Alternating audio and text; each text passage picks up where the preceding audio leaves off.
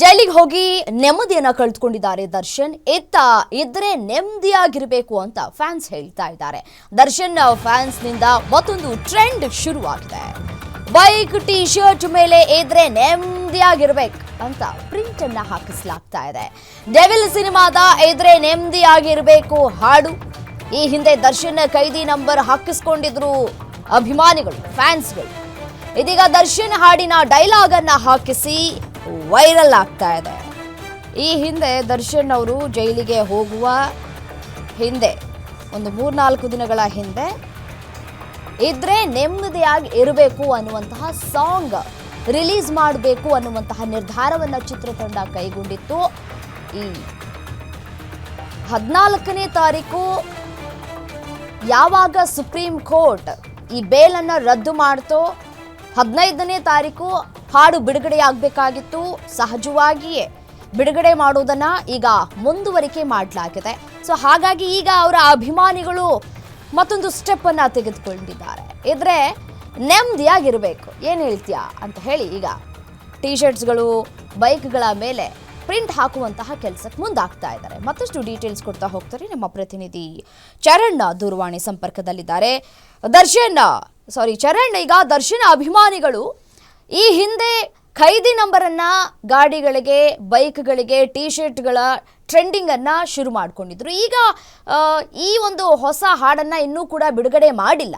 ಇದ್ರೆ ನೆಮ್ಮದಿಯಾಗಿರ್ಬೇಕು ಅನ್ನುವಂತಹ ಹಾಡನ್ನ ಬಿಡುಗಡೆ ಮಾಡೋದಕ್ಕೆ ಇನ್ನೂ ಕೂಡ ಸಮಯ ನಿಗದಿ ಆಗಿಲ್ಲ. ಅಷ್ಟರಲ್ಲಾಗ್ಲಿ ಈಗ ಟ್ರೆಂಡಿಂಗ್ ಶುರುವಾಗಿದೆ. ಈ ಹಿಂದೆ ದರ್ಶನ್ ರೇಣುಕಾಸ್ವಾಮಿ ಪ್ರಕರಣದಲ್ಲಿ ಅರೆಸ್ಟ್ ಆದಂತಹ ಸಂದರ್ಭದಲ್ಲಿ ಈ ಒಂದು ಖೈದಿ ನಂಬರ್ ಏನಿತ್ತು ಅದು ಸಿಕ್ಕಾಪಟ್ಟೆ ಟ್ರೆಂಡ್ ಆಗಿತ್ತು. 1606 ಅನ್ನುವಂತಹ ಖೈದಿ ನಂಬರ್ ಅನ್ನ ಪರಪ್ಪನ ಅಗ್ರಹಾರದಲ್ಲಿ ದರ್ಶನ್ಗೆ ನೀಡಲಾಗಿತ್ತು. ಆ ಒಂದು ಖೈದಿ ನಂಬರ್ನ ವಾಹನ ಮತ್ತೆ ಟಿ ಶರ್ಟ್ ಗಳ ಮೇಲೆ ಹಾಕುವಂತಹ ಕೆಲಸವನ್ನ ಅಭಿಮಾನಿಗಳು ಮಾಡಿದ್ರು. ಆದ್ರೆ ಅದಾದ ಬಳಿಕ ಬೇಲ್ ಅರ್ಜಿ ಪಡೆದುಕೊಂಡು ದರ್ಶನ್ ಹೊರ ಬಂದಂತಹ ಸಂದರ್ಭದಲ್ಲಿ ಡೆವಿಲ್ ಚಿತ್ರದ ಇದ್ರೆ ನೆಮ್ಮದಿಯಾಗಿರ್ಬೇಕು ಅನ್ನುವಂತಹ ಸಾಂಗ್ ರಿಲೀಸ್ಗೆ ಸಿದ್ಧತೆಯನ್ನ ಕೂಡ ಮಾಡಿಕೊಂಡಿದ್ರು. ಆಗಸ್ಟ್ 15ನೇ ತಾರೀಕು ಈ ಒಂದು ಸಾಂಗ್ ರಿಲೀಸ್ ಆಗ್ಬೇಕಿತ್ತು. ಆದ್ರೆ ಸುಪ್ರೀಂ ಕೋರ್ಟ್ ಏನಿದೆ ಈ ಒಂದು ಅರ್ಜಿ ವಿಚಾರಣೆಯನ್ನ ನಡೆಸಿದ ಬಳಿಕ ದರ್ಶನ್ ಬೇಲನ್ನ ರದ್ದು ಮಾಡುತ್ತೆ. ಆಗಸ್ಟ್ 14ರಂದು ಬೇಲ್ ರದ್ದಾಗಿ ದರ್ಶನ್ ಜೈಲು ಸೇರ್ತಾರೆ.